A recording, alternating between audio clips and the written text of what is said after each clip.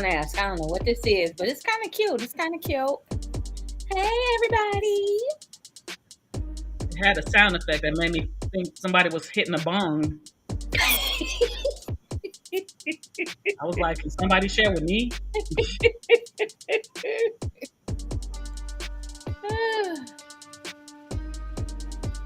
Bang, bang.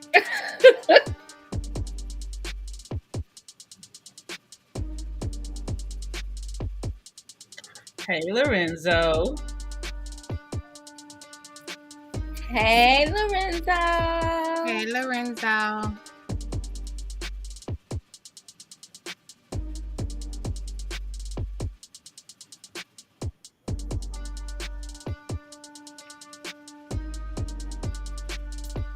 Ooh, come on in. Come on in. Tell a friend. Tell a friend. Come on in. Yes.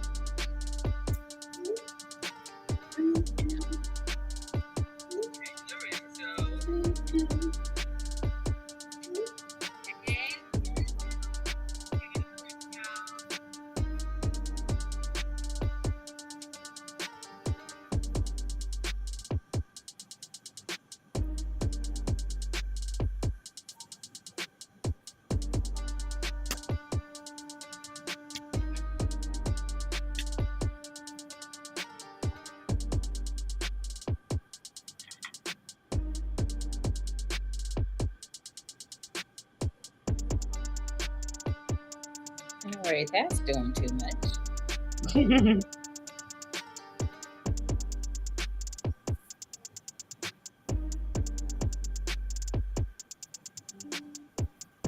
Hi, Zim.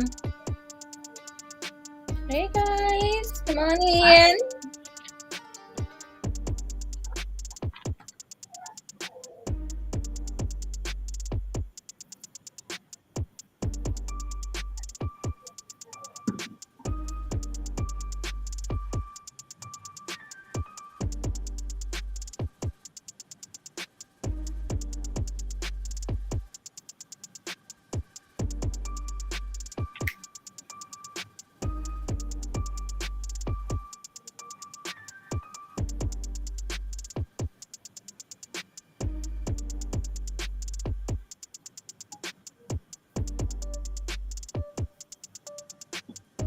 Now, where's Mark? Really, Jay?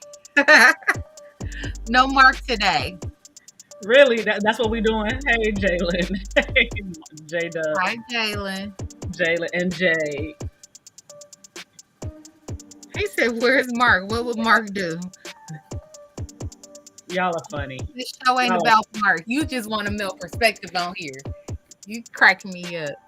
Hey, you get what you get. And you love what you get. So All the time. Hey.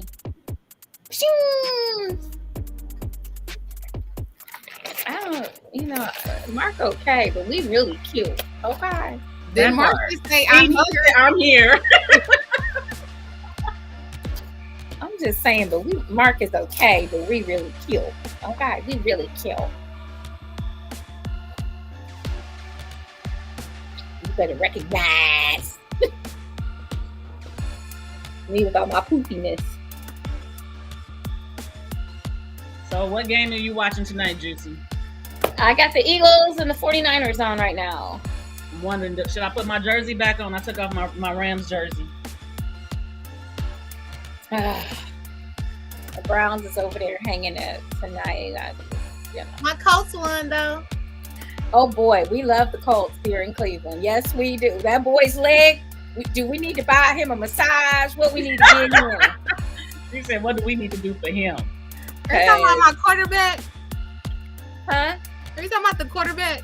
No, girl. J-Dub, where you at? Where do you live at, J-Dub, that you asking if it's the Eagles in Tampa? He lives in Tampa. Oh, you live in Tampa? That's okay. No, she's cooking. We'll let that slide. I'm watching the game. Y'all know. Hey, William. That you knew exactly who that was. I seen them crusty elbows. Love you, nephew. That's Auntie JewCee over there.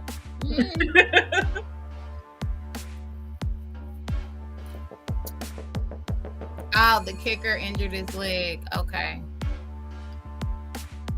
I didn't get to watch the game. I just saw the score. Hey, Keisha. Hey, Keisha. No, the kicker won the damn game for the Colts in overtime. Oh, that's why you said he needs a massage. Right. He set a record yesterday. Oh, okay. For 50 plus field goals. He hit 3 of them. That's what he did. Mark said he needs the link. No, we gonna hold on. We're gonna hold on because we got to get through this show. We gonna stay on topic too. No, we gonna stay on topic. We gonna get to him. No, he gonna join us in a sec. We're gonna let because I got to get through this topic. Because we got Miss Siren running shit. I ain't running shit tonight. I get my football.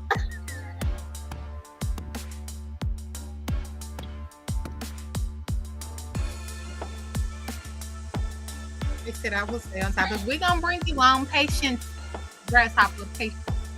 Grasshopper. I'm about to fill my glass back up. Yes, it's definitely been one of them days. I'm waiting on my daughter to bring me lemonade so I can pour my wine into it. Hey, let's get it. Come on, daughter. Let's go. I already took my shot. Thank you, Savak. Thank you. Cherry, what I got? Cherry limeade in there. Yo. I got my Aldi special. Hey. I got this last little bit of apple pie wine from Oliver Winery. Is it sweet? Good. It sounds like it's really tastes like warm apple pie. Ooh, and it's like really sweet. Ooh. I need the diabetic version. Because I can't do sweet shit. No, it's too much. She said the diabetic. It tastes like well, Pinot Grigio is apple flavored, so it tastes like a Pinot. But Pinot has it has a slightly bitter, dry taste to it, but it does have a slight hint of sweetness. So if it's crisp that, then apple I can do taste, like a sweet. Yeah, I can do that. Yeah, it's a bitter, a sweet, bitter, dry. So. Well, hello. And love and healing light to Miss Peaches on her loss. That is nothing to play with. Please give her our love. Tell her our thoughts, prayers, and energy is definitely sending her way for healing. I can't say she's gonna get over it because you just don't. Amen. Oh, I can't hear the bottom. Right on cue. And here we go. All right, y'all. Welcome to another wonderful, marvelous Monday right here on JewCee Tales Erotic Chat. I am your hostess with the mostest, Ms. JewCee. And I could not do this show without my beautiful, vivacious, absolutely stunning melanated queens. We have all the way in Indianapolis, Indiana, Ms. Purple Rain, and from the beautiful hot city, Miss Hotness herself, we have Miss Siren all the way in LA. Okay, guys, welcome everybody. Hi. And yes, I am the hotness that is in LA because LA is not hot. Oh, okay. Oh, well. And we're gonna get colder. Like by the end of the week, we're gonna be in the 60s. Yeah. What is going on with y'all's weather? I have no idea. We're supposed to be in triple digits right now. Like I'm used to triple digits right now. Hold on, like Lorenz, go to the corner. No, that was about flying cockroaches. No. He's talking about a meme that I put up. Talking about how men will go after. They think they're leaving a butterfly, thinking that they're going after something else, which ends up being a flying cockroach.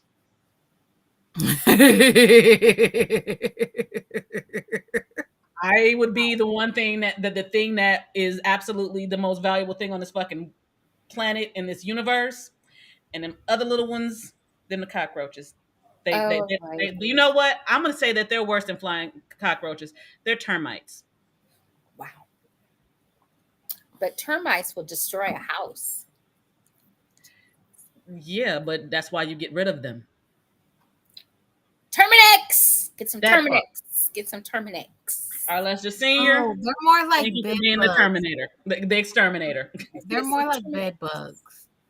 All right, yeah. Yeah, bed bugs and termites all in the same category. All right, it is Monday night, and you know what that means. We are football girls, so we have to start the night out with the scores from this past week, week 3. Right now, going on, we have live a couple of Monday Night Football games. The Eagles versus the Buccaneers. The Eagles are up over the Buccaneers 25-3, but the Buccaneers are driving right now. We'll sell you that much because I'm watching that game. The Rams and the Bengals, or Bungles as we like to call them in Cleveland. The Rams are over the Bengals 6-3 right now. I'm putting my jersey on. See, I'm putting my jersey on. In the second quarter there with 3 seconds to go before halftime. And we'll go with the rest of the games. The Giants and the 49ers. Looks like the 49ers beat the Giants 30-12. The Ravens and the Colts, well, let's just say Cleveland is going to buy the kicker for the Colts a drink, okay? Give him a massage. Give him that massage. Rub his feet, rub his leg, whatever he needs. Because that field goal, I got to see it, was absolutely beautiful. And they wound up beating the Ravens 22-19 in OT yesterday. The Titans and the Browns, well, hell, the Titans shouldn't have got off the damn plane. Okay, the Browns whooped them 27 Oh, come on, Brownies. 3. Come on, Brownies. Spanking that ass. Miles Garrett had 3.5 sacks. We just want to announce that. And once again, for all of those that watched everything that transpired last Monday night with the Browns in Pittsburgh. And if you are wondering about Nick Chubb, yes, Nick Chubb is doing well, scheduled for surgery from what we understand this week. It is not as bad as they have stated, which is a wonderful thing. And yesterday, the Browns dedicated the whole season to Nick Chubb, but especially yesterday's game. He wears number 24, and yesterday was the 24th, and they beat the Titans by 24 points. So it's in the cards. It's in the cards. Amen, Brownies. I mean, good game. It was a great game. We needed that yesterday. The whole city got lifted up because of, everything that transpired on Monday night. We got the Lions and the Falcons. Look at them Detroit Lions, 20-6 over the Falcons. The Saints and the Packers. Looks like the Packers squeaked that out, 18-17. The Texans and the Jaguars. Well, it looks like the Jaguars took an ass beating by the Texans, 37-17. Okay, that's another one maybe shouldn't have got off the bus. I don't know. Your Broncos and your Dolphins. Well, they were setting records there. Matter of fact, they set a record. The Dolphins did for the most points scored in the NFL, beating the Broncos 70-20. Wow. Why didn't they turn the game off at halftime? I'm you know what? They need a slaughter rule. Fuck that. They need a slaughter rule or something. 70-20. Yeah, that was a slaughter. That was an embarrassment. The Broncos are 0-3 this season already. Chargers and the Vikings. Looks like that was a close one. It looks like the Chargers pulled it out 28-24. Patriots and the Jets. The Patriots won 15-10 over the Jets. Your Bills and Commanders. I almost want to call them the Commodores. Oops. The Commanders. Oh, just go. You just want to go back to the Redskins. I just want to say the Redskins. There we go. But it looks like the Bills pounced all over whoever they are. 37-3. Your Panthers and the Seahawks. Woo! 37-27 in favor of the Seahawks. Woo! The Cowboys and the Cardinals, and it looks like the Cowboys got beat up. Yes. No. You got to say that correctly. You have to say that correctly. The Cowgirls. Thank you. I'm not calling them the Cowgirls, but okay. What was that score again? The Cowgirls what? 16 and the Cardinals 28. I said it. The Bears and the Chiefs. It looks like the Chiefs kind of skinned them Bears. 41-10. 41-10. I can't talk shit now. That's a slaughter rule too. Like what the fuck? Thank you. The Steelers and the Raiders played a tough one. The Steelers pulled it out 23-18 over the Raiders. I watched that game. And those are your NFL scores. Okay, JewCee. And Tampa Bay scored, so it's 25-11 for anyone that wants to know. In the fourth quarter with 9:22 to go. Okay, so JewCee, it is official. I'm going to the Super Bowl. Oh, okay. It's in Las Vegas. That's 4 hours away from me. And one of my ultimate favorite artists is going to be the halftime performer. Girl. Usher. Because, baby, I'm trying to figure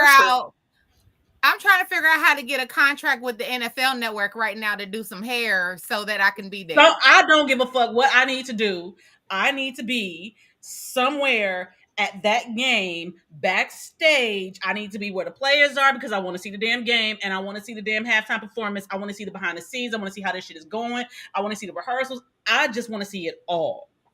And it is official. Too, but I need to be there making money because I go to Miami the week after. So okay, so that's a given then. So we don't even have to say that. That's a given. So we need to be at the Super Bowl 2024, February 11th. Mm-hmm. Period. So just so you know, I know I said like a couple weeks. I said just give me a reason. All they had to tell me was Usher was going to do the halftime. That part. That's all I needed to know. That's all I needed to know. Because I'm already trying to see the show. I want to go to see his actual show. But it costs too much. It's cheaper to go see Adele in Vegas than it is Usher right now. I don't care. And Adele is a Cleveland Browns fan, so I definitely love Adele. Okay. I love Adele too. And Usher owns part of the Cavs, so I love Usher too. You know what? I know you. I already knew you had that love for him. Mm-hmm. So we just need to do what we got to do. I'm just saying, does anybody realize that I am only 3 years behind Usher? So he has been my boyfriend for as long as he has been an artist. I actually did school. I did school twice in my life. And because somebody told me that his uncle was the principal at Thornton High School and that he was going to be there. The first time I ever ditched class was because someone told me that he was going to be there, and I did it. And I would do it again. Usher was everything. I would do it again. I think I'm going to be more interested in watching this Super Bowl performance than I was at Mary J. Blige. I think the only other performances that I needed to see like that was Michael Jackson and Prince. Yeah, no, for me, it was Beyonce and Bruno Mars. Nothing will ever outdo Prince playing Purple Rain in the Rain. It did. Your name, like, come on, your name in the rain. I was watching it. I'm just saying, besides the Prince performance, because I was a little younger when that happened. I wasn't Purple Rain yet. I'll take that. But in my adult life, it was Beyonce, Bruno Mars, and then the Beyonce Bruno Mars halftime show together. Like, I will say that is very much so a highlight, but there's nothing that can take Prince playing Purple Rain in the Rain. I agree. And that guitar never ever. I'm talking about I was never in high school when that happened. After that game. And I won't even put that on top of Michael Jackson. I will put that on top of Michael Jackson. It's just something about that. Yeah. Yeah. I mean, Prince is everything to me. All right, y'all. All right. So, let's get to it. Well, we got to talk about what's happening in April 1st. So do we? Yes, we do. Can we talk about that at the end? We can do both. So what's going on in April? Somebody else talk about it. In April, we have the Ebony Erotic Experience. And everyone and their grandmama need to be there. And we're going to turn it over because I have to actually do this show. I'm going to let Purple Rain let y'all know what's going on. Okay, so we have been talking about this, you guys, since January. And yes, we had to push it back. But I need y'all to understand. Y'all don't want to miss it. Like, there's a few things I'm going to mention, and that's all I'm going to say. Glory hole, classes. For my BDSM people, we got a full dungeon for your disposal. Private location. It's a sexy ass private location too, y'all. Food, drinks, classes, and more classes. All inclusive. Panel discussions.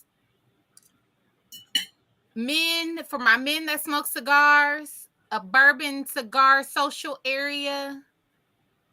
I'm just saying, y'all, we're giving you everything you could want in an event. 2 days. For 2 days. Get your damn tickets. And did I mention glory hole, fellas? And ladies. Fellas. Hello? Oh, honey, they chicken. So, again, if you want tickets, if you need to purchase your tickets for the Ebony Erotic Experience, please go to Eventbrite. And it is going to be Ebony Erotic Experience, the Second Coming Burlesque Edition. You can look it up by the title. You can look it up by Cleveland, Ohio. It is April 27th and 28th, 2024.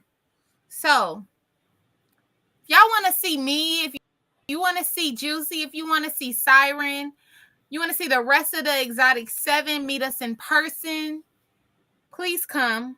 Please enjoy. We're trying to sell out. No, we're going to sell out. You don't want to miss it.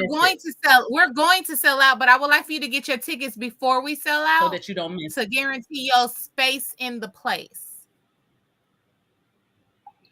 I think it's going to be an amazing event, and I don't want anybody that, especially our fans that watch this show and watch us every week, I don't want you guys to miss out on this experience because it's going to be an amazing event. We have amazing teachers, amazing classes, amazing hosts, amazing performances. It's going to be a weekend to remember. And I just want y'all to know I'm already in the process of getting it together. Physically, I've lost 6 pounds. Thank you. So all this lusciousness will be on display. But now, getting to our topic. Yes. We are excited tonight to have Miss Siren take the lead of the show this evening. And we have a great topic for all of you to take a listen to, chime in. Definitely make sure you chime in. We love it when you chat with us. And she is going to be talking about, and we're going to be helping her, but we're going to be talking about tonight attachment styles. And to be more specific, attachment styles in intimacy. All right. So without further ado, we're going to turn the floor over to I Miss see you, sir. Siren. Go ahead, girl. Thank you, my beautiful, gorgeous, vivacious, absolutely sexy ladies that help me. Yes, thank you so much. All right, so this is something that I actually have been looking into a lot more lately within my personal journey and healing myself within my inner child and things like that. Asking myself reasons why, maybe intimacy or my sensuality might be a little bit, compressed. So I'm like, all right, let me look into this. So, on this episode, we're going to dive deep into the world of attachment styles and intimacy. So, today we're going to explore how attachment styles developed in childhood can profoundly impact our adult relationships and intimate connections. So, the attachment theory was developed by John Bowlby and later expanded on by Mary Ainsworth, suggests that our early experiences with caregivers shape our attachment styles. These attachment styles can significantly influence how we approach and experience intimacy as adults. So, we're going to explore the four primary attachment styles. The idea that the things that we experienced as children in essence dictates how we are as adults. I don't think we necessarily look into that or even think about that. How we responded to certain things when we were children is how we, in essence, respond to things now. So the first attachment style is called secure attachment. Secure attachment individuals tend to have a positive view of themselves and others. They are comfortable with emotional intimacy and are generally able to trust and depend on their partners. They can communicate their needs effectively and are responsive to their partner's needs. And securely attached people tend to have stable and satisfying relationships. So, to kind of go on one of the earlier episodes that Purple Rain did, emotional intelligence. To me, it sounds like the secure attachment person is the emotionally intelligent one. Is that something? Is that something that you would agree upon? Yes. Okay, so these are people who apparently, at least my understanding, and my name is Siren, and I reserve the right to be wrong. These people are the emotional intelligent people. They had great relationships. They had people, their caregivers, parents, babysitters, nannies, or whatever you had, grandparents, aunties, uncles, their tribe, because they do say it takes a village to raise a child. Those were the people that showed them that you're okay, you're good. This is how you deal with things. This is, those kinds of things. So that's where I go with when it comes to the secured attachment. Do you guys have anything to kind of add to those two, to that one?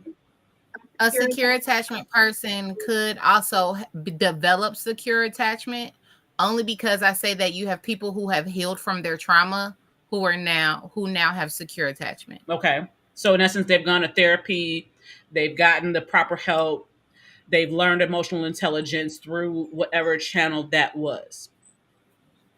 And on top of it, some of us just have to go through some things to get to some things. Contrast. So Contrast to be able to see.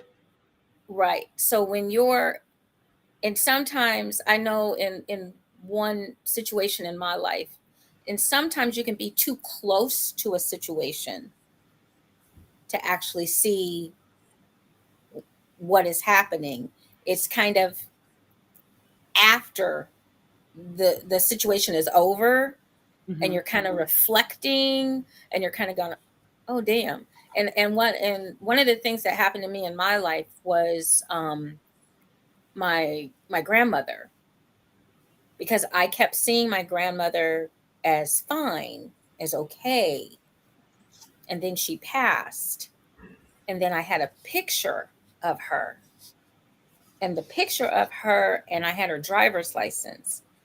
I had a picture of her a few years back, and then I had her driver's license, and I wound up putting them side by side to do her obituary. And then I noticed in the driver's license how she had, the trials and tribulations that she was going through with her brothers and sister, taking care of them, being their caregiver, had taken its toll on her Mm. in a physical sense. But I was so close, I didn't see that. I didn't see that until she had passed, and I put those pictures You had to side by step side. away. You had to step away from it. And I had to get away from it. So sometimes you can also realize, you don't necessarily always realize something in the moment. You could have a little bit of distance or a little separation from it, and then come back to it. I kind of call those epiphanies. It's like having a moment where you saw one thing, and then to come away from it, like you said, you had to step away from it in order to see, for however long that takes. You stepped away, and then you came back to it and had new eyes. It gave you a different perspective. And I think that's kind of what it's looking at. If we have a perspective of the way we see it as children, or as the people that are, and I don't want to say lacking, but that's the only word that I have. But in lacking that connection that showed you those things, you kind of get this, you're like, oh, wait, like right now, like in regards to like the way I was raised or whatever. I had many feelings about my mom and how she raised me. And now looking back at it, being away from it, it's like, oh, wait, time out. She was actually on something. And it wasn't that I needed to be like stiff arm it, but it was more of a hold on, maybe I need to look into this. So, in regards to the secure attachment, is as though you were raised in essence, or you had an experience that brought you to a sense of wholeness and knowing that you were secure no matter what. So, the Yes. second attachment style is an anxious attachment style. And this is the one that actually got me into looking more into it. I saw TikToks that was talking about anxious attachment styles and all of this stuff. And of course, that comes from looking into, narcissism in relationships. Are you a narcissist, or are you a narcissist survivor, or are you a toxic this or whatever? That's what actually made me look into all of this. And so with attachments, with an anxious attachment style, those with anxious attachment styles often fear abandonment, seek consistent reassurance and validation from their partners. They may be preoccupied with their relationship, worried about their partner's feelings, and may be prone to jealousy and possessiveness. Anxious individuals may have difficulties regulating their emotions in relationships and may be more likely to experience emotional highs and lows. Um, the reason why anxious attachment resonated with me is because I feel like that might be something that I do have. I've wanted the approval of my mother for as long as I can even remember. And I did not feel that I had it for a very long period of time. I don't feel like I still have it now. I feel like what I have is whatever you have is there, whatever I have is here, and we gonna keep them separated. And that can very well work for people. Me personally, I've realized that I have lived a people pleasing life, which is in essence me wanting that approval, that anxiousness of can I get it? Can I please I. But in realizing that, I'm understanding that that is me looking at myself as a deficit and not the actual goddess that I am. And that took years of work. I didn't know what it was. But I can be honest with you and tell you that this has been at least a minimum of a 10-year experience for me in learning and getting to a point of I'm enough. And to me, that's where the anxious attachment comes. You don't feel that you're enough. You're thinking that it's going to leave me, or I have it, and it's I have to hold. I have to. That's what I get from the attachment the anxious attachment style. What do you guys think on that? I agree. Because that's me, 100%. JewCee? Read the beginning of that So again. the anxious attachments, those with anxious attachment styles often fear abandonment, seek constant reassurance and validation from their partners. That's number one. Number two, they may be preoccupied with their relationship, worry about their partner's feelings, and may be prone to jealousy and possessiveness. Three, anxious individuals may have difficulties regulating their emotions in relationships and may be more likely to experience emotional highs and lows. So it's either all or it's nothing. And I actually can admit I've done that. I'm I working agree. on not doing that now. I'm regulating myself to where it doesn't have to be all or nothing, but not everybody gets there. And I can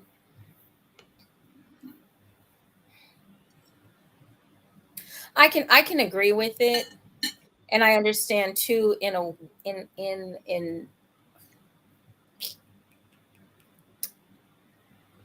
I'm thinking back to some of my psychology. So I'm thinking about some of Pavlov's experiments and things that he did, and it's almost like a reward. Like you want That dopamine hit, you that dopamine hit. yeah, yeah, Yeah. like a reward kind of of feeling like, did I do something right? Like did I do Validation. it It's good? Did validation. I did I do okay? Am I okay? Did I do good? And if you feel like you didn't, and or you didn't get the response, It's all bad. it's all It's bad. all bad. It's it's kaboom. All bad. And trying to talk you down off the ledge because you can't see that you're on the ledge for no reason to an outsider. Okay, you feel validated, you feel that you should be on this ledge, you feel there, And you're not but giving it to somebody else me. looking at you is like, you don't get your ass down off of there. And you're like, but hey, I'm giving you my best, my all my best work right now. I'm giving it all to you. Why are you not telling me or validating what I'm saying? Not understanding. I don't need them to validate me. But that's because I don't have enough self-love to say I don't need that. I want it I because there's nothing wrong with wanting someone to, you know, give you a round of applause. There's nothing wrong with that. There's nothing wrong with somebody saying, especially if you've done something well, or let's say you cooked a fabulous dinner. Okay, you've slaved over the stove all day long, and then people just in your household, they just come in and eat and leave the dirty dishes. And and don't don't say say a thank you. word. Don't say Don't say nothing. don't say thank you. That's how And, I feel every day, though. Don't say kiss my ass. Don't say and I I mean, feel at like least if that you say every kiss my day. ass, at least I know you don't like the shit. right. Right. I'm just questioning it But right now. I think for me, because I had the lack of validation as a child, I was raised in a house where I was always told I was too fat, I wasn't pretty enough, but then turned around and told, but you're gorgeous, but Oh, your sister's prettier, but your sister's smaller. Get your fat ass off. but this person's more talented. You're not special enough to become this. You're not that 1 in 10%. As though who you are is less than anything else, and you're not. But because it comes from specific people who have that kind of power in your life, and you allow that because you don't know anything better, you don't know anything else. So JewCee knows this about me, but in high school, I was number 1 in the state of Indiana, number 20 nationally in opera singers. I'm a soprano.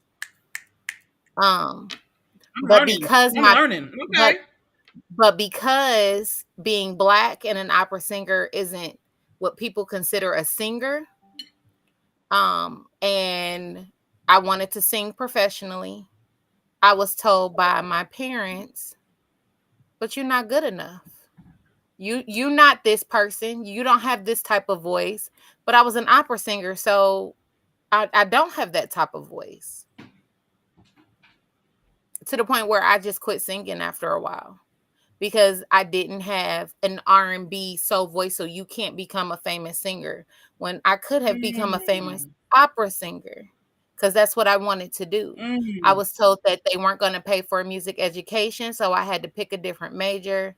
I didn't get to go to the school I wanted to go to because of that.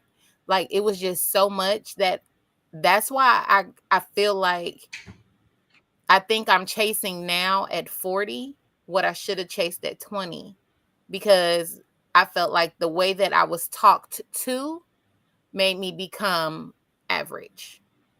So I'm going to say this to you now. You are nowhere near average, my honey.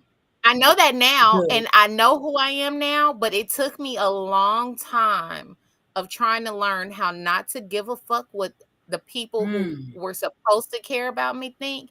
I think when I finally realized that the people that love you the most are going to be the last people to support you, when I realized that, I didn't care no more. So I can definitely understand that. And I'm going to say this one more time so it can be said and said that Siren said it. Sweetheart, you are every fucking thing. Thank and you. Don't you ever fucking forget it. Yeah, she all right. Keep going. I love you too, JewCee. That part. I know. But I understand that because I lived in the shadow of my sister. My sister is, in my personal opinion, the most gorgeous woman on this fucking planet. My sister Angel. There is no other woman on this planet that looks like my sister does. And I'm talking about just her aura, her essence. She is the most beautiful woman on this planet to me, next to myself now. And it took me a minute to get there. Growing up, I'm 6 years younger than my sister. And so that tells you, so once she became grown, I was the next one coming up, and then I looked a certain kind of way, but I would get the, damn, your sister is fine. What the fuck happened to you? That does something to somebody. That does. That does something a lot to somebody. To know that the guys around our neighborhood where we grew up was sitting there looking at my sister like, I want her. But I see the little sister. That ain't what I'm looking at right here. I got that. So in my mind, because I'm the one that was told what the fuck happened to you, I took I'm not shit. I'm not as pretty as her. I'm not even close to being as pretty as her. I'm not close to being as talented as her. I'm not close to anything that is her. That's how I grew up because I'm 6 years younger than her. And people don't understand when they say certain things, what that it can actually do to somebody. So now it has taken me. Words have power. They absolutely do. And it has taken me, and I will be completely honest with you. When I stopped believing that I was less than my sister, maybe 10 years ago. Maybe. Mm-hmm. And my sister is 50. But you have to understand something too, Siren and both of you have to understand something. after a while, it's considered a learned behavior. Absolutely. And I can understand after a while, it is a learned behavior. You have been in that atmosphere for a long, long time. So you finally, you might have broke free of the atmosphere, but you didn't break free of the learned behavior. Right, of the behavior. Which is why we have the attachment styles that we have, because the behavior is what it is. And that is what we have to correct, in essence. Right. And until you the light bulbs go on, until you're out of that type of environment, until you step away from it, because that's all you know, especially as a child, especially if it's coming from parents or siblings or aunts and uncles and cousins, or close friends even. These are people, the clergy, whoever's in your neighborhood that you look up to, anyone that you give power to.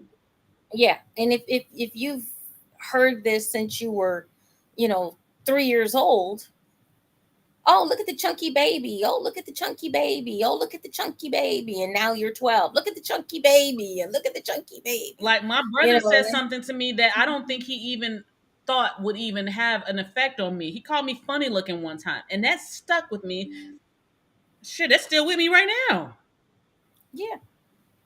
Oh, mine called my feet pork digits. Because you got the cutest little feet ever. Are you kidding me? I got little feet. You got the cutest little feet ever. Like what? And as he called them pork digits. Now I got y'all beat, and this might sound weird because it had the adverse effect on me. So I'm light skinned, clearly, obviously. That's never changed. But I had mixed girl hair. I had the long curls that you could just wet and wear all day long, right? I was the only light-skinned girl in my neighborhood. So I got bullied, whereas usually the light-skinned girls beat up and bully on the dark-skinned girls. I got bullied by the dark-skinned girls because I was pretty. Oh, you think you cute. Oh, and they beat me up all the time because I was pretty. So it made me introverted. So it's still hard for me to adjust to men calling me beautiful. I can completely agree with you on that one. I was considered, so I had no titties and all ass. And I would get talked about so bad. Not knowing. Was not necessarily being talked about. I took it as a bad thing because they would call me Big Booty. I'm not going to say my first name on the show, but I was Big Booty, whatever my name is. And I took that as a complete diss. Fast forward to 44, and I know that I got all this ass shit. Y'all wish y'all could be me. I don't have a lot of titties or nothing, but I got all this ass, and y'all having surgeries to get what I got. Girl, I've been built like a 25-year-old since I was 12. Okay. I didn't have no titties till I had my first kid, so. And then after I didn't have I had as much ass as I did titties. I don't know what. But with all of this, I still get picked on because of my height. I like your height. Thank you. My height, I'm called midget. I was called midget, little bit, well, half pint, little bit. And to this day, of course, needless to say, I haven't gotten any taller. But that's okay because they all at least. But the part that I see with this one, a little wider. Everybody want to be you, JewCee. That part. Now with me, up until I was an adult, celebrating. Everybody love that shit. Up until I was an adult, my height was a negative. So when I became an adult, and about 25, it was you a Amazon, you a Glamazon. Everybody wanted to be tall. But growing up, I was tall and light skinned. You tall, jolly green giant. Like my uncle would call me the jolly green giant. He still does to this day. I know some men that would love to climb that tree. Don't play with it. I know plenty of them that do, but up until I was an adult, I always took my height as a negative because I was tall and I loved to wear heels. I still love to wear heels. I wish I could. I'm trying to learn how to walk in heels. I promise I am. Yes, JewCee, I'm still trying to learn how I've to been walk walking in heels. I've been walking in heels since I was 12 years old. You couldn't All tell right, me nothing. Beyonce. All right, Beyonce. We I'm said just 15. saying. You said 12. What? We are not going to talk about heels because that's a sore spot. Okay. I'm sorry. It's a trigger. Okay. I went from wearing 4-inch heels to tennis shoes. But mine is because I prefer tennis shoes, but I love the way heels I look. shattered. No. My obsession with heels was so strong that when I was pregnant with my daughter, I was that mom you saw pregnant pushing the cart in heels on Sunday after church. I wore heels through my whole entire pregnancy with Gabrielle. I didn't stop wearing heels pregnant until I got pregnant with my, because by then I was over 300 pounds. Yeah. I wore heels. I'm still trying to learn how to walk in them at 44, just so you know. I'm short. I wore I heels. got you. I'm going to teach you. 4.5 inches. And my cousin she just one time I'm sitting in the living room at my apartment there on Chambéry Lane, and my cousin, just because we wore the same size shoe, and she had a key and she had to go. I told her she could have them, and they were going to match this outfit absolutely perfectly. They were a light blue teal. Oh, they were gorgeous. Wedge heel, thin strap over the slip-on sandal. They were that skinny heel. No, the thick. It had the thick. I want that skinny heel. If I could wear that skinny heel, that stiletto. The vids were so cute. Ugh. And she walked in the house, went right up the stairs. I'm sitting on the couch. She went right on up my stairs. You know how my apartment was made in Indy. Mm-hmm. You come in the door, you can go up the stairs, or you're right in the living room. She went right up the stairs, got the shoes, went right back out the front door, and never said a word.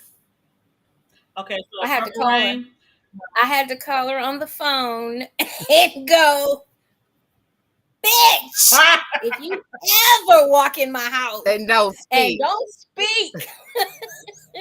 She was like, so Purple Rain, so we can help my anxious attachment style. I'm gonna need you to help me in April with my walking in heels. Thank you. I got you, baby. I love you for that. So we're gonna go on to the next one. It's about balance. I know, but I don't know if it's my booty or if it's my ankles, if it's my knees or it's my back. I don't know, but we're gonna figure it out one way or the other. We got you. We're gonna start low and work your way up. Right. I'll start with my 3 inches right now. The third one is avoidant attachment, and a lot of us do this. So one, avoidantly attached individuals value independence and self-sufficiency. 2, they may be uncomfortable with too much emotional closeness and tend to prioritize personal space and autonomy. 3, these individuals may have difficulties expressing their emotions and needs to their partners, leading to an emotional distance in the relationship. That is what we have for the avoidant attachment. And I can honestly say that I do see myself somewhat in all of these. I'm going to be honest with myself in regards to individual value, valuing independence and self-sufficiency. I do. Part of my reason for valuing independence and self-sufficiency is the way I was raised. My mother was that way. And the women on my mother's side, it's a lot of women on my mother's side of the family. I will tell you, women on my side, mother's side of the family, it's literally 10-1. So women needing to feel self-sufficient, I'm independent. That was something that I grew up with from my mother's side, and they are very, very, very, very, very strong women. Uncomfortable with too much emotional closeness and tends to prioritize personal space and autonomy. I feel like some of us that feel that is because of codependency and realizing it. When you realize that you have been completely dependent on someone else's opinion of what you're going to do because you've made their feelings and what they want and their thought processes and things like that the most important thing in your life, because you become a people pleaser. And when you realize that you become a people pleaser and you start to pull back and create boundaries, I think that that can sometimes trigger an avoidant attachment because you don't want to be seen as an anxious attachment person. What do you guys think about that? I can see that. JewCee? Um,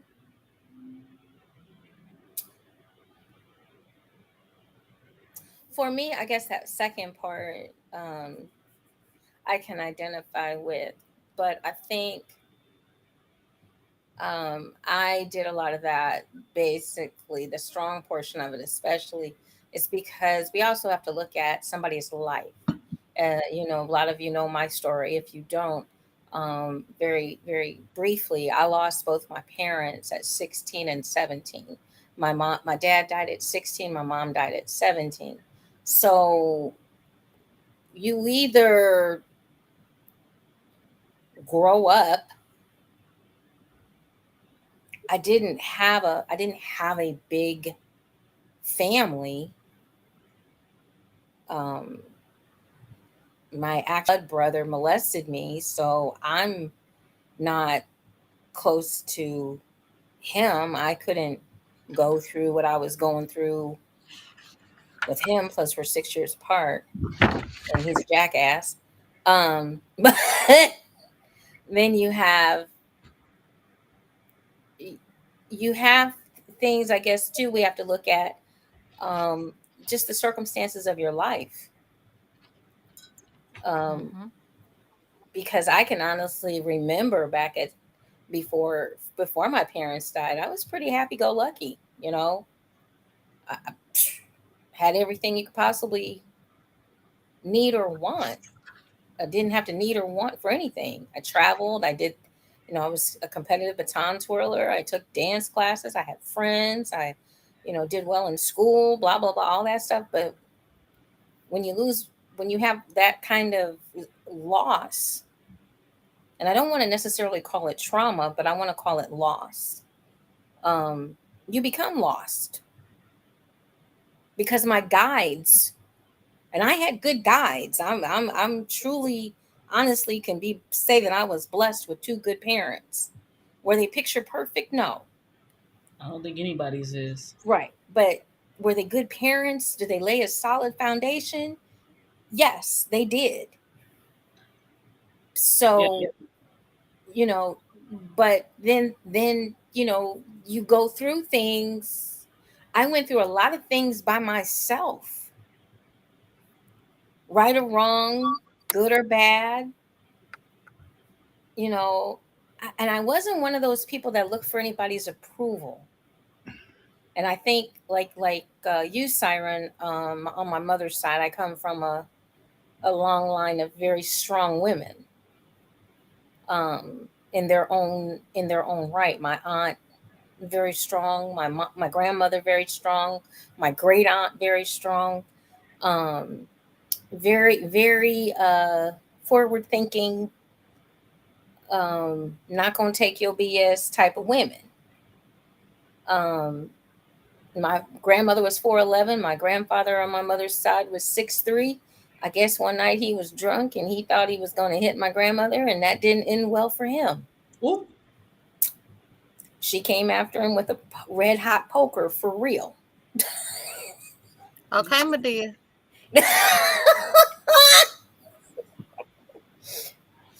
Yuppers. Yeah, that never happened again. Drunk, sober, or anything else.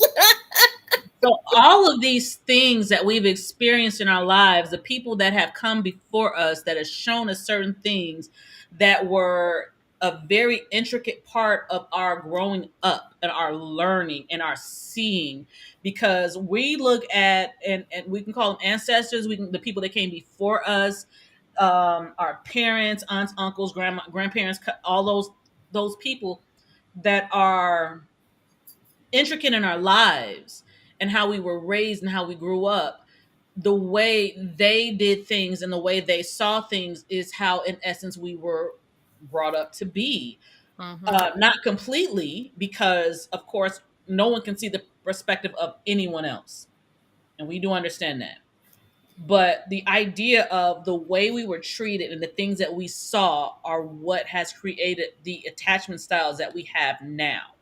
That secured, I'm sorry, anxious and avoidant.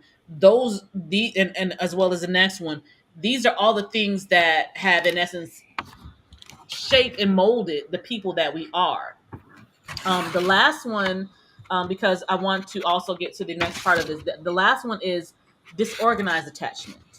So with this disorganized attachment is a characteristic by a mix of anxious and avoidant behaviors. People with disorganized attachments may have experienced inconsistent or even traumatic caregiving in childhood, leading to lack of clear strategies for dealing with intimacy. Then the last one, they may exhibit erratic behavior in relationships, such as push pull dynamics. And to me, that's passive aggressive. The disorganized attachment to me encompasses an idea of,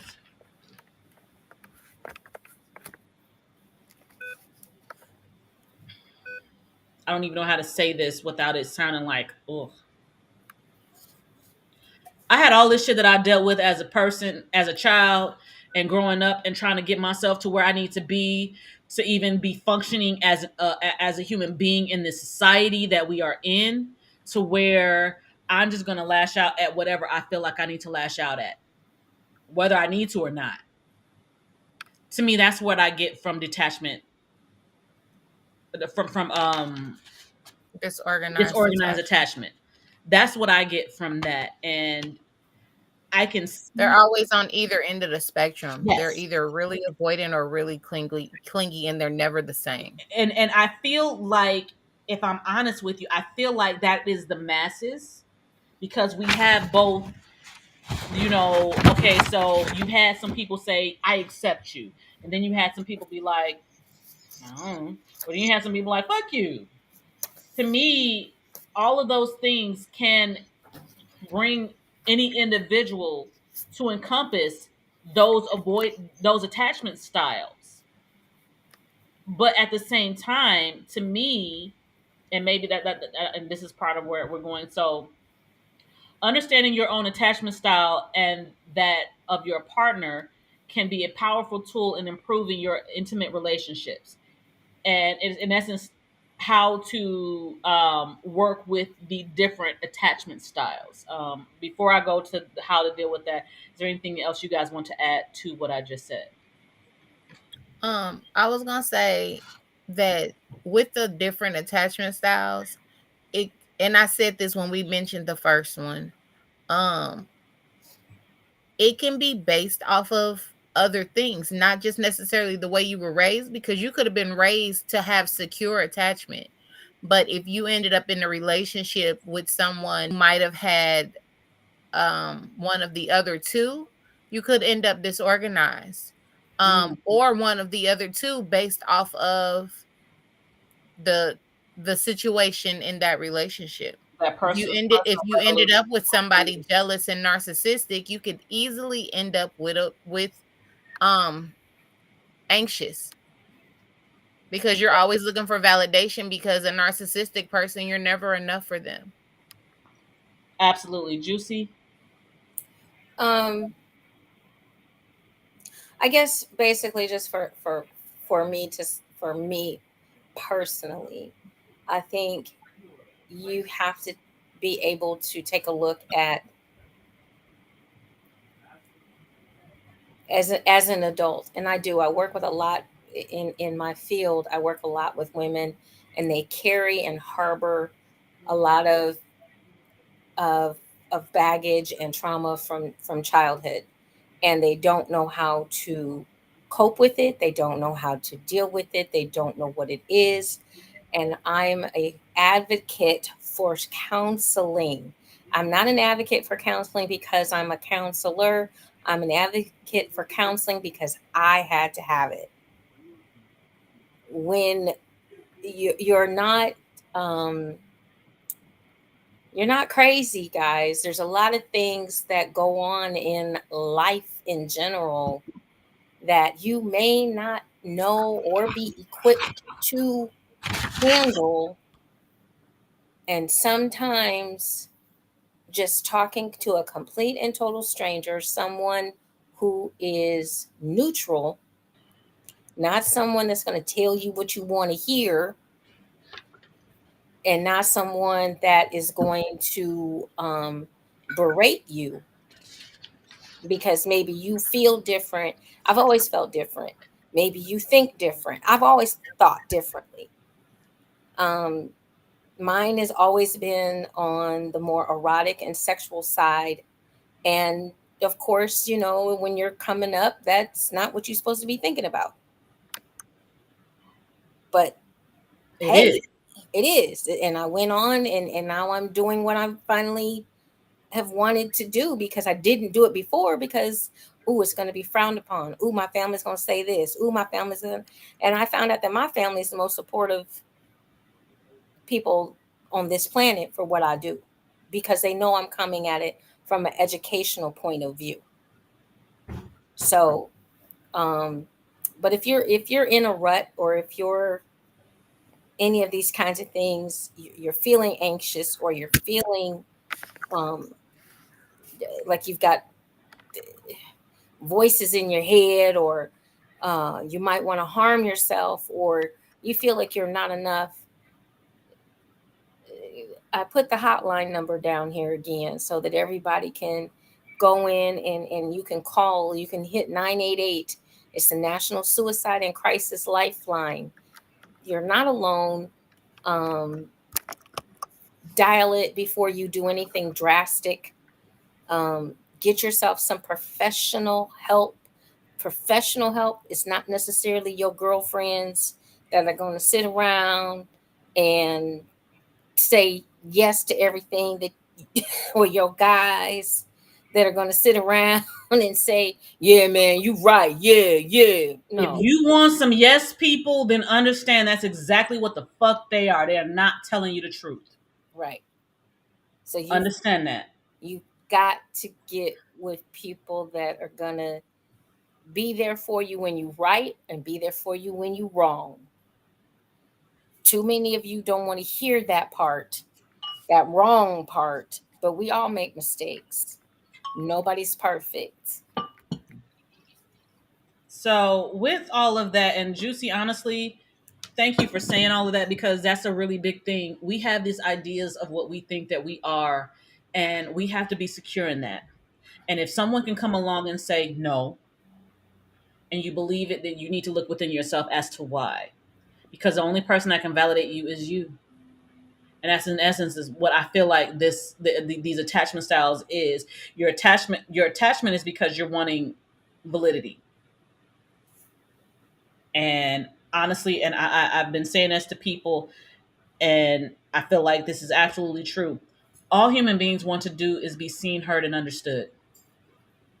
Yep. And as long as you got those things right there, you can do anything. But the moment you feel like you need that from somebody else, that's when your limitations come. So, to understand your own attachment styles and that of your partners, it can be a very powerful tool and improving your intimate relationships.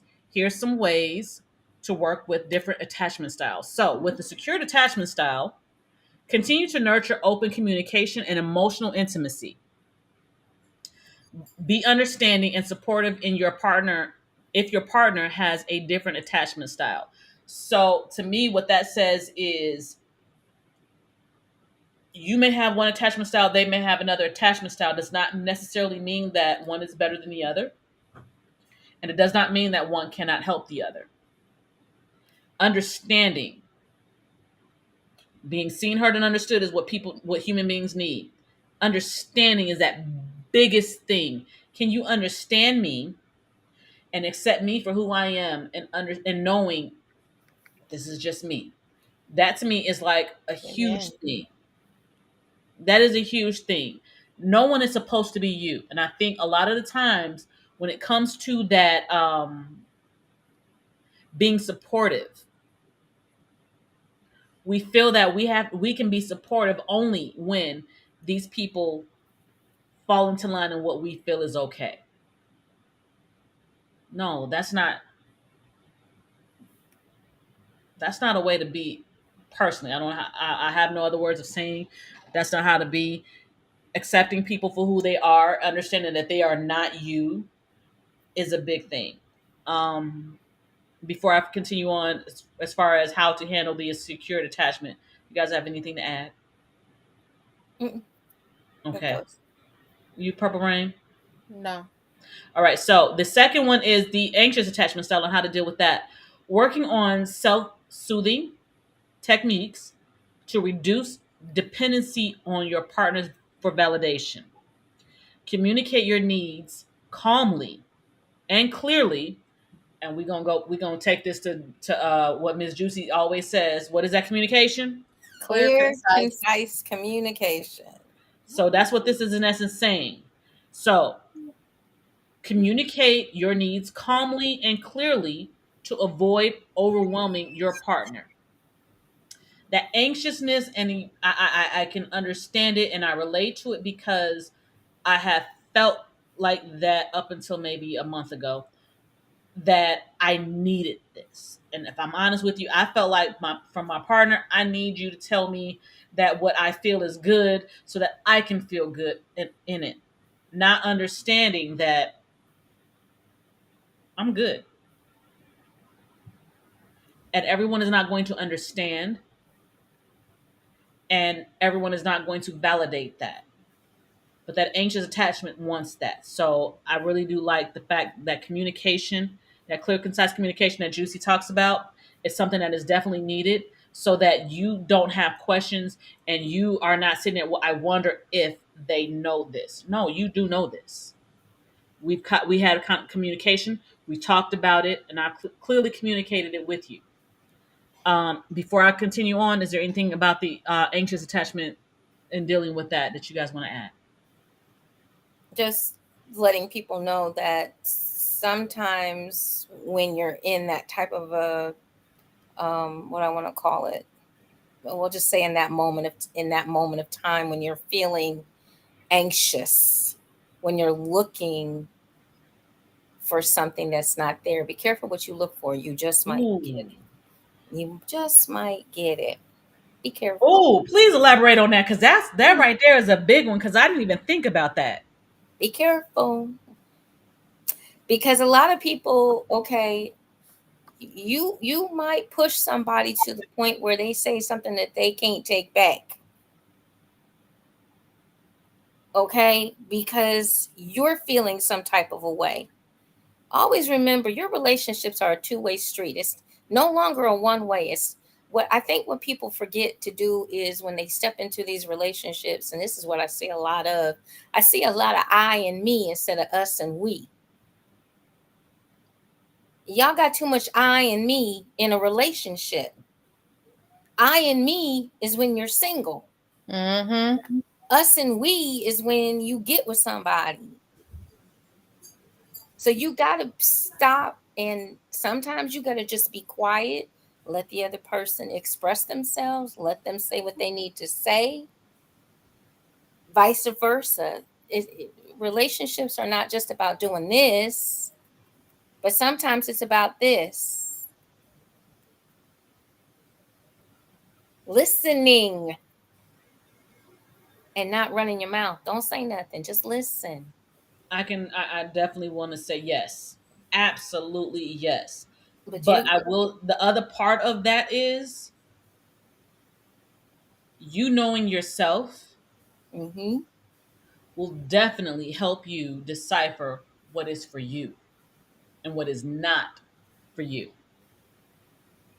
I can agree. I definitely can agree with that. That you have to not be afraid, because I think there's some fear factor in there, because so many of us want to be accepted. Seen, heard, and understood. We want to be accepted. We want to be accepted by that person, we've given the scenario.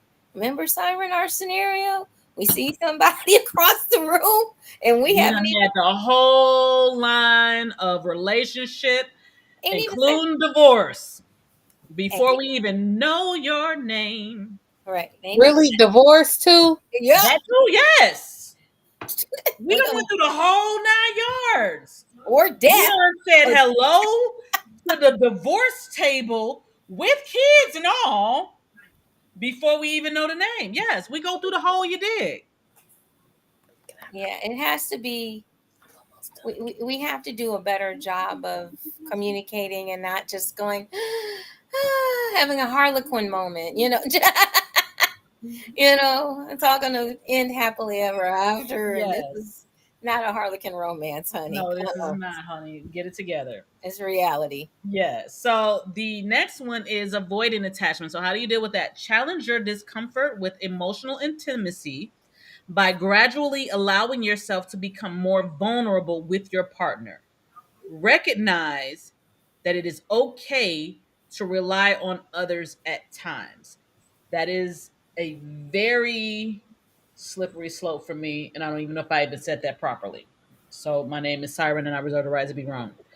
In regards to the challenge your comfort with emotional intimacy by gradually allowing yourself to become more vulnerable with your partner, that is easier said than done.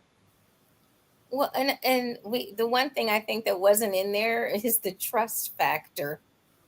You in order to be vulnerable, or in order to relinquish your vulnerability, you have to you have to be able to trust the person. Absolutely. Can I trust you with my deepest, darkest secrets, or are you gonna go run and tell your girls, or are you gonna go run and tell your boys? Or can I trust you to not take a very simple thing of asking, even if it's something as, do you think I'm pretty? Can I trust you to give me an actual answer rather than you using that as a means of making me dance to your rhythm? Weaponizing it. Yep. That is something, and this is not gender specific or anything. This is a human experience. Mm-hmm. You feeling like, well, I want to make them sweat a little bit so that they can do what I want you to do. Do you not hear how that is manipulation? Do you not hear how that is not a safe space? At all. That is a big thing. We want people to dance how we want them to dance because of how we feel. And a lot of the times that how we feel could be insecure.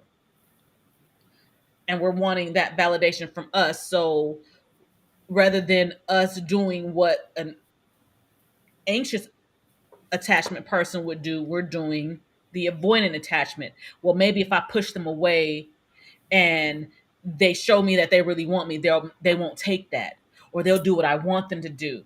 Oh, let's stop the game playing as adults. How about that? I'm gonna say that's manipulation. Again, for the cheap seats. I swear to goodness, because that's really what it is. We're feeling some kind of way, and we're like, well, wait, well, maybe if they do this, and I'll feel this kind of way. But what that's telling me is that you need to work on you. It's not them that needs the work. It's you. And ladies, stop withholding the coochie. Stop thinking that the coochie is, all that, because what you won't do, someone else will. What you won't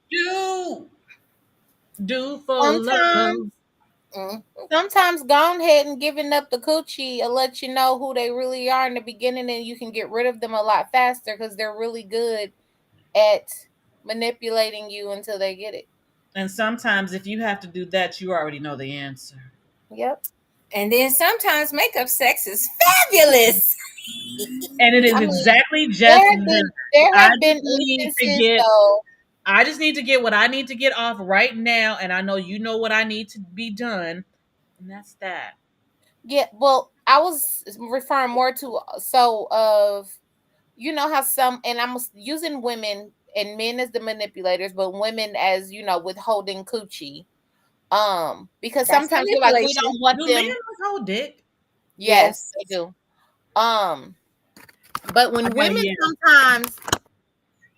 sometimes withhold the coochie, it's because they don't want to be seen in a certain light.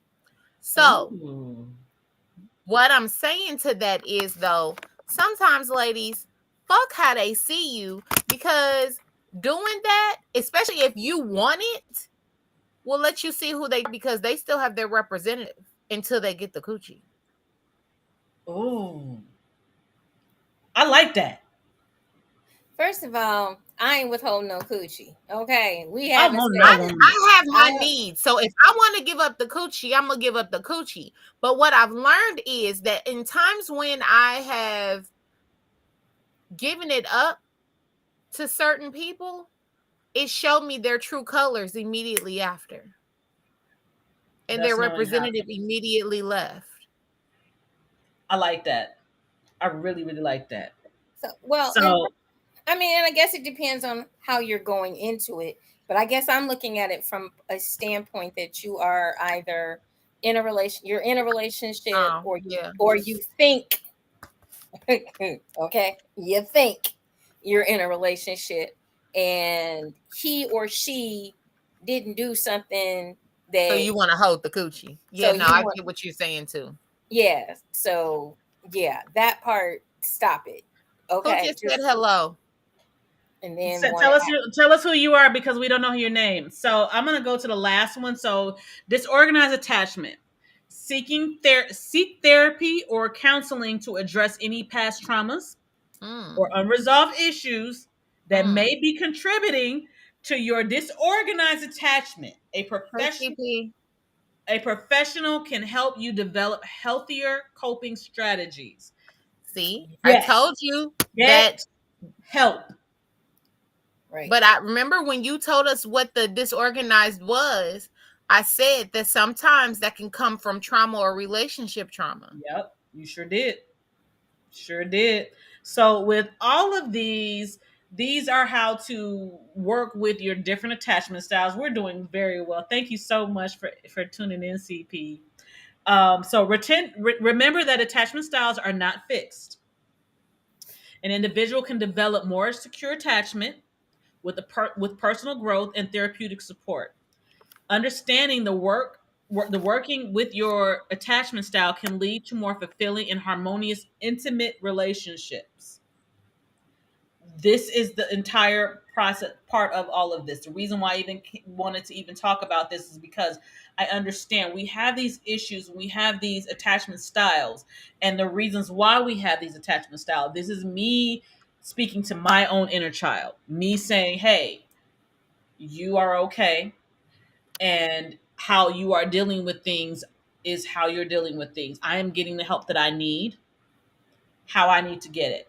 And I do suggest that everyone else, please get the help that you need so that you can heal and understand your attachment style and be how you want to be. Because that's exactly what this is about. So with all of that, do we have anything to add before I continue?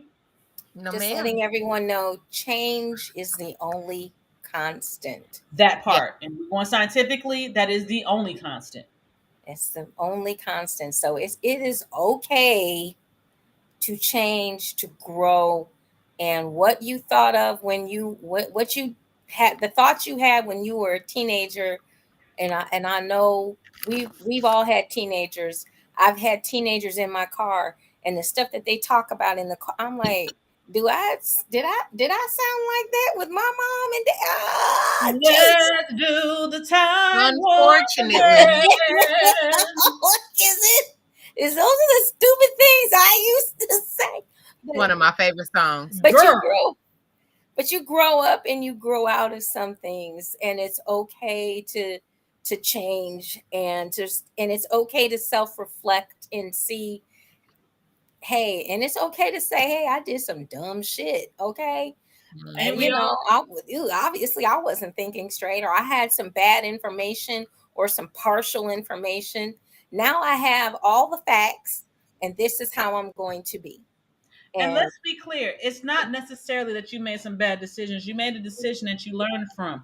Words don't teach, actions do. Mm-hmm. You have to go through some shit. You have to do deal with some things things in life in order to get to the next phase of your life. And it's okay. There is nothing wrong with going through, okay, I might have did that not necessarily the right way. Did you learn something? That's the whole point. Did you learn something? And if you I ain't learn, doing you it gotta again. go for it from there. So with all of that, just that you got right. So before I close out, is there anything else we want to add? No, ma'am. All right. So that is all for today's episode. Yay! On attachment styles and intimacy. Whoop, whoop. We hope that you've gained valuable insight into how these attachment styles can impact your relationship and how you can navigate them for healthier, more satisfying connections. I am Siren, and that is my part of the show. Well done. Well done, ma'am. Well done. Enjoyed it. Thank you, I like ladies, that for topic. indulging me. Oh my God. Thank you for indulging me. Very, very nice. Very nice. Always. And if you guys missed any of the show, of course, on all of our platforms, you can check it out. We're up on YouTube, so you can always listen to any of the shows that you miss about JewCee Tales Erotic Chat. But if you have not gotten your damn tickets for the Ebony Erotic Experience, since you're gonna get beat up, especially if you on my friends list and you ain't bought your ticket yet. I'm just gonna start beating y'all up. Okay, I'm not even gonna do all that. Y'all gonna miss some shit. Then gonna ask some questions, and then we're not gonna give you any answers. So the best thing we ain't taking no pictures, we not video recording, we not doing that, and we don't go live at this you're not event. there. You're just not there. Ain't gonna be no world star going on. Ain't none of that. So you gonna miss. And if you're not there, you're not gonna get to see me in my new corset. And if you're not there, you're not gonna see my new body. So get your tickets. Go out to the Ebony Erotic Experience, the Second Coming Burlesque Edition. It is on Eventbrite. We don't come. We do have a new couples pricing. Okay, y'all asked for it. We've given it to you. So make sure you check that out as well. We got a lot planned for those 2 days crammed in there. So we want all of you to join us and have some erotic fun with us. Games, contests, great special guests, food, liquor, vendors, all in one absolutely gorgeous venue. So get your tickets. Don't make any excuses. Just do it. Because I'm not accepting any. We're not accepting any excuses. I'm ignoring you, CP. We're not. Is that who that is? Is that who that is? Yeah. Don't. Yeah. Look. Listen to your mistress. First of all, some people like to hear themselves talk. We're not paying no attention, no mind. Some of y'all got some lip service. That's okay. He's a Scorpio, y'all. His birthday's the same day as mine. He's being an asshole. Understand that I raise a Scorpio and I don't bow. So here's the thing. Get your tickets. Go out to Eventbrite. And if you can't join us, that's okay. Spread the word. That's all we're asking you to do. You might know somebody that knows somebody that knows somebody that wants to be in the house for this event. So spread the word. This is for us, by us, about us. The melanated folks and their admirers. So you definitely want to be in the house. Join us October 20th. Whoops. That was the date that we were supposed to have. April 27th and 28th in Cleveland, Ohio. Get your tickets out on Eventbrite. Okay. I'm coming from LA, so you better beat me there. There you go. There you go. Send me the link. I got you. All right, you all. We have a great time tonight, and definitely we want to thank Miss Siren for giving us such wonderful insight into a great topic. If you missed any of it, please go back and take a listen because you might just learn something. Okay, you never know. Okay, all right. So for my beautiful ladies, real quick, you guys got anything coming up this week? This week? No. All right. And I'm clear this week. I have nothing except for the Browns on Sunday. Woo! I'm on set this weekend with my koala, so we're going to have fun. And if you tune in my YouTube at Dani's Window Presents, you might see a little bit of it. All right. All right, you guys. Ladies, have a love you, love you, love you. I love you guys. Oh my God, I love y'all.